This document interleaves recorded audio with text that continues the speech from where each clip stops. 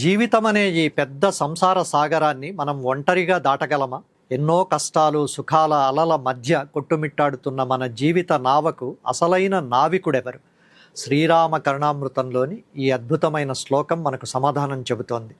రాముడు, కృష్ణుడు, గోవిందుడు ఇలా ఎన్ని పేర్లతో పిలిచినా ఆ పరమాత్ముడే మనల్ని దరిచేర్చే కర్ణధారుడు.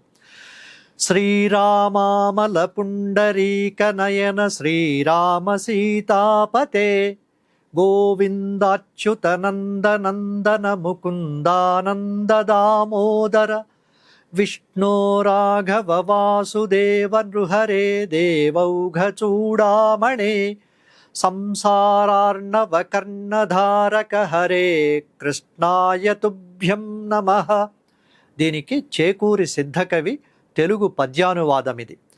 ధీరాగ్రేసర నందనందన హరి దేవౌఘ చూడామణి ఘోరామౌఘహర ముకుందన్ నృహరి గోవింద శ్రీకృష్ణ సంసారాంభోనిధి కర్ణధార కమలాక్షా శౌరి దామోదర శ్రీరామాచ్యుత జానకీ రమణ నిన్సేవింతు ఇష్టాప్తికిన్.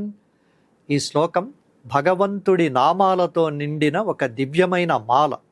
నిర్మలమైన పద్మం లాంటి కన్నులు కలవాడా, సీతాపతివి, నందనందనుడైన కృష్ణుడివి నీవే, గోవింద అచ్యుత ముకుంద దామోదర అంటూ భక్తులు నిన్ను పిలుచుకుంటారు.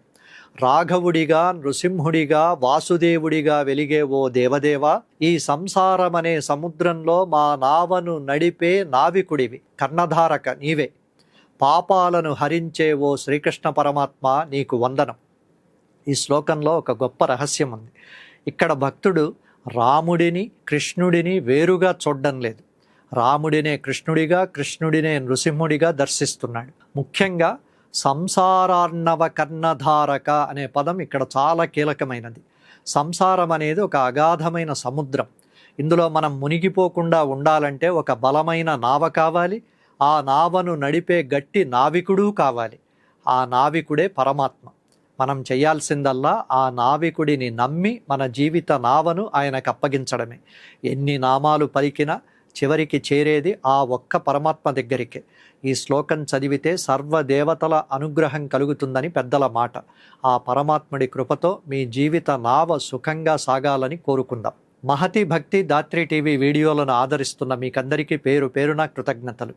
సబ్స్క్రైబ్ చేసుకోకుండా ఛానళ్ళు చూస్తున్న వాళ్ళు వెంటనే సబ్స్క్రైబ్ చేసుకోండి. మరో 10 మందితో చేయించండి.